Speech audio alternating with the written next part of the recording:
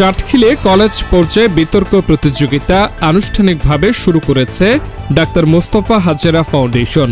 জানা যায়, MH global গ্রুপের সহযোগিতায় রবিবার দুপুরে চাটখিল মহিলা ডিগ্রি কলেজের সভাকক্ষে কলেজের প্রভাষক আবুল কালাম আজাদ এর উপস্থাপনায় বিতর্কের প্রতিপাদ্য বিষয় হল নিয়ন্ত্রণ নয়, দমনী দুর্নীতি নির্মূলের কার্যকর উপায়।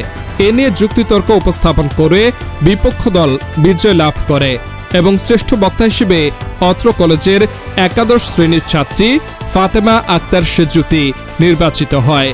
চাটখিল মহিলা ডিগ্রি কলেজের অধ্যক্ষ সাইফুল ইসলাম এর সভাপতিত্বে উপস্থিত ছিলেন অত্র কলেজের উপাধ্যক্ষ ফারুক সিদ্দিকী ফরহাদ, সহকারী অধ্যাপক গালিব মোহাম্মদ ইকবাল, সহকারী অধ্যাপক জাহাঙ্গীর আলম, প্রভাষক মাহিন উদ্দিন বাবু, ফাউন্ডেশনের চাটখিল উপজেলা পরীক্ষা নিয়ন্ত্রক আবুল কালাম আজাদ, ফাউন্ডেশনের কর্মকর্তা মোহাম্মদ শাহাদাত হোসেন রাসেল, ফাউন্ডেশনের ম্যানেজার মোহাম্মদ বেলাল হোসেন সহ আরও অনেকেই।